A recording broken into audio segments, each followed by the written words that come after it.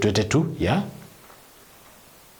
That was a renewed invasion, actually full swing invasion, grand invasion, which he calls operation.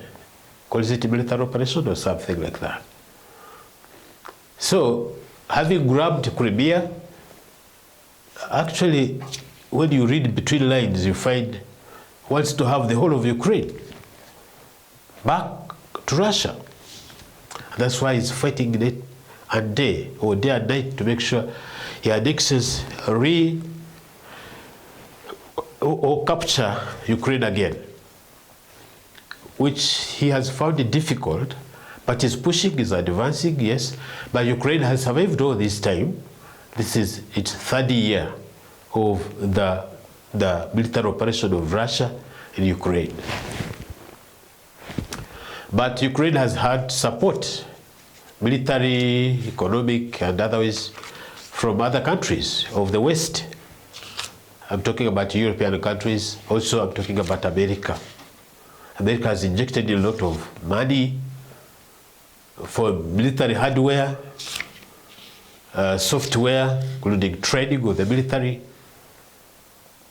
you know, warplanes, other military equipment, technical advice. Germany has done the same.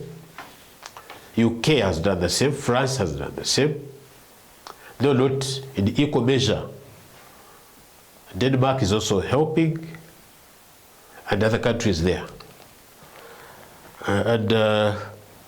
Also, Ukraine is a resilient country, has a resilient population, meaning strong population, strong people. They have really fought tooth and nail to survive. They are fewer in terms of numbers militarily compared to Russia. Even the general population size, Ukraine is small compared to Russia. But among the other countries that broke off from Russia, Ukraine is, I think, is the biggest, yeah?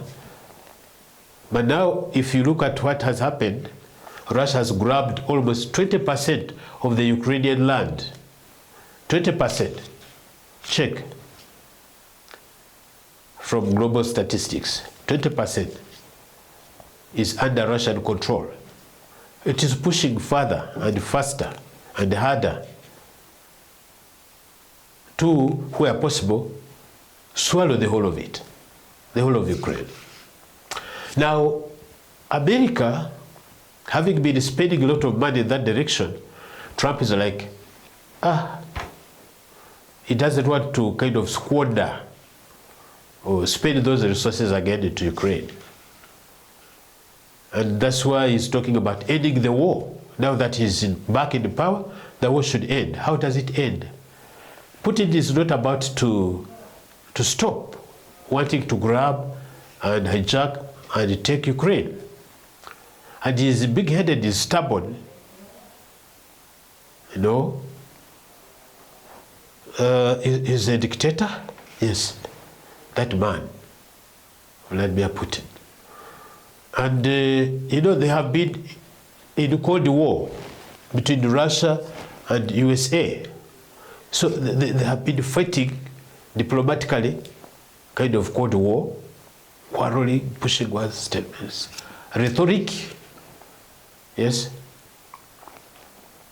So USA cannot directly attack Russia, and Russia cannot do the same to America, because they are all powerful. But America could do it, but the reason it cannot is that Russia is also a nuclear country.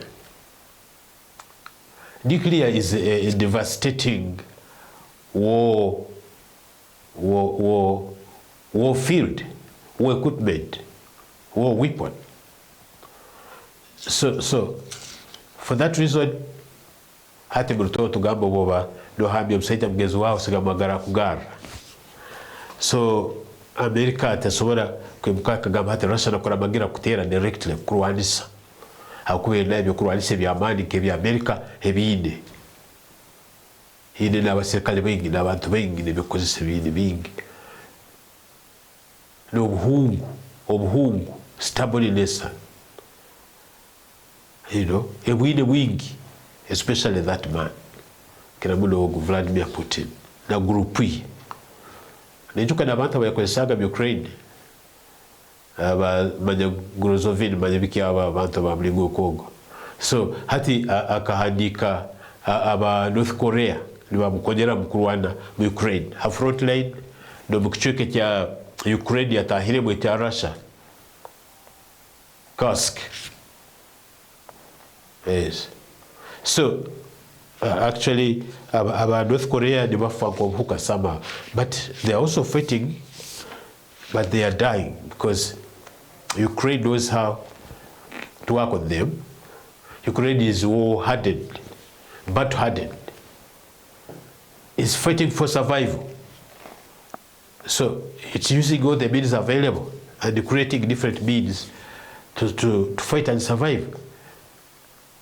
So because Russia was losing its military personnel so much, manpower loss, so it decided to import, to get mercenaries. We call them mercenaries. These people you import to help you in working on your cause. They're called mercenaries, not machineries. Machineries are to do with the machines, but mercenaries are these other fellows that you bring in to help you with that, in that direction, who don't belong to that country, but you think they are going to help you in that direction. So Trump is like, a lot of money is going to Ukraine, a lot of weapons, a lot of support. So the war is draining USA. And if America is to be great again, to retain its resources, its huge wealth, it must not spend again in that direction. And in order for it to not spend again, to keep its global supremacy, the war must end. But it ends on whose terms? Russia is like, to end the war, Ukraine must accept, concede, having lost those parts, the 20% chunk of land Russia is occupying, including Crimea. And also condition number 2, Ukraine must not join NATO, North Atlantic Treaty Organization. That military agency where America and majority of the Western world, Western countries are members.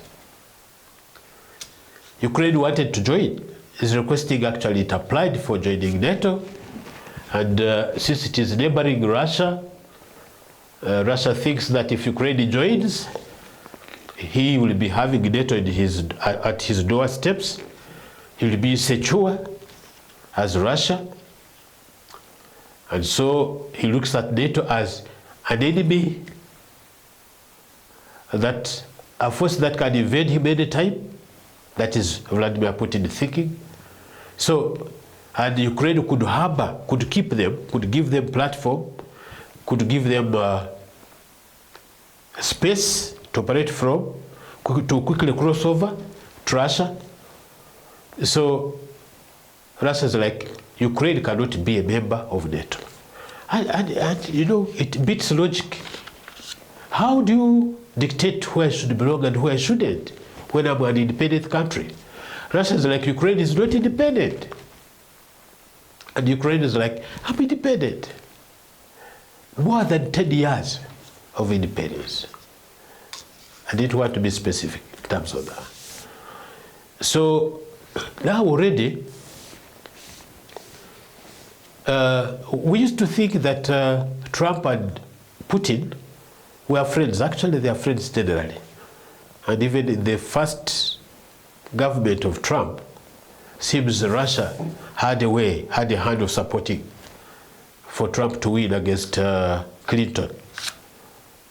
Clinton was very popular and had a popular vote, but they have electoral colleges.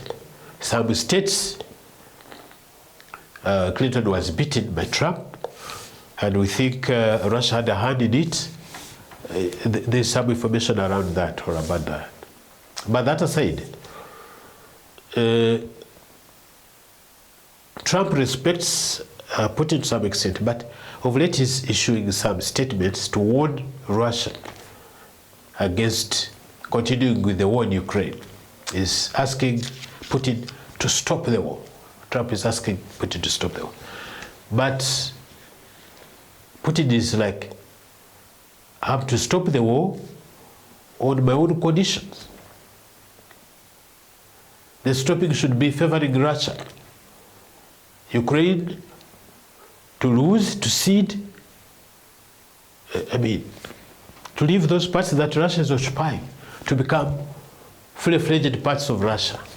So that expansionism of Russia, But also not joining NATO, to give space, bringing the enemy closer to us as Russia. And Ukraine cannot accept those conditions. But because it is being pushed hard, I'm afraid Volodymyr Zelensky, the president of Ukraine, may have to perhaps think about losing part of Ukraine, areas occupied by Russia now, because he wants peace, because Ukrainians are dying day and day through bombardment from Russia, and Russia has superiority air power and war machinery, and has big supporters like China, like Iran, like North Korea. Those three are very powerful countries.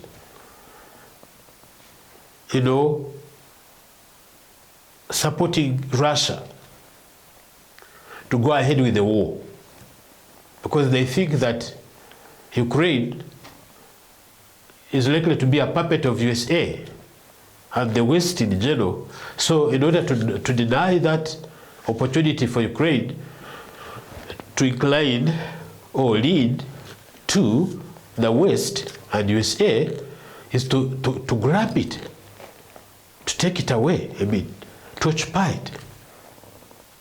That expansionism is an agenda for Russia. Let's have one bit of last break before we conclude this discussion. Just a single element of break. We come back and conclude in the next few minutes to come.